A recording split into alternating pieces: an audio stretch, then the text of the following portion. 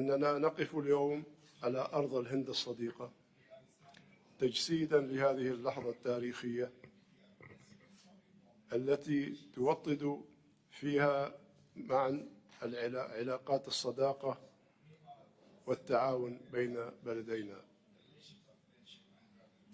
عاقدين العزم على إطلاق فصلا مشرقا جديدا من تاريخ الصلات والعلاقات العمانية الهندية الممتدة لآلاف السنين. فمنذ القدم نسجت عمان والهند نسيجا متينا من التواصل التجاري والاجتماعي والثقافي والإنساني.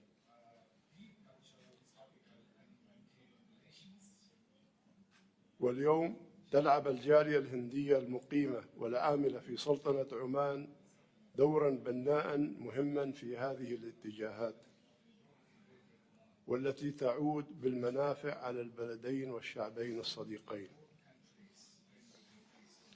وإننا نسجل دعمنا للشراكة الاستراتيجية القائمة بين سلطنة عمان وجمهورية الهند، فإننا نتطلع إلى المستقبل بآفاق أوسع وأرحب من التعاون والتقدم في شتى الميادين السياسية والأمنية والاقتصادية والعلمية.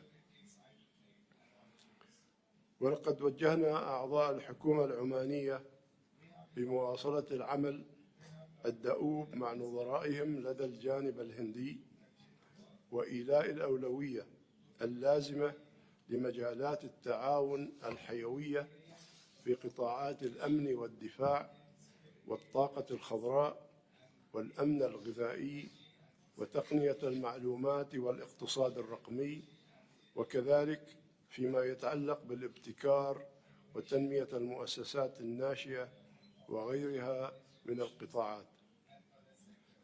كما ونؤكد على أهمية استكمال المفاوضات لإبرام اتفاقية الشراكة الاقتصادية الشاملة سيبا، الأمر الذي يعتبر خطوة استراتيجية مهمة تحمل العديد من الفوائد، وتعد انعكاسا لرؤيتنا المشتركة لتعزيز وتوسيع العلاقات التجارية والاقتصادية بما يعود بالنفع على شعبينا.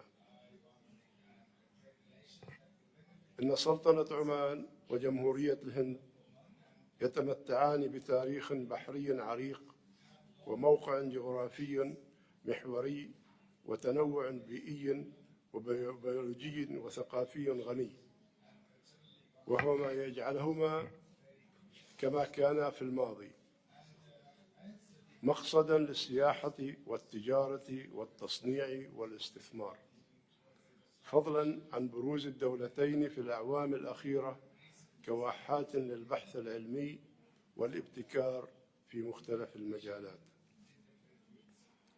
كما أننا نؤمن بسياسة حسن الجوار والتعايش السلمي وعدم التدخل في الشؤون الداخلية للغير، ونسعى جاهدين لدعم كافة السبل السلمية لفض الخلافات والنزاعات الإقليمية والدولية والتمسك بقواعد القانون الدولي وإعلاء مناخ الأمن والسلم والعدالة للجميع. ختاما، نود أن نسجل تقديرنا الشخصي لكم دولة رئيس الوزراء لدعوة سلطنة عمان ضيفا على مجموعة العشرين التي ترأستموها،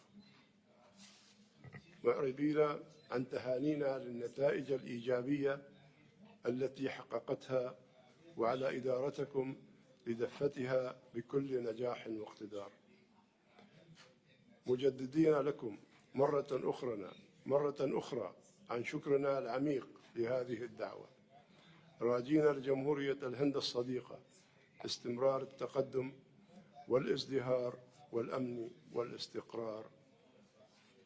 شكرا فخامة الرئيس.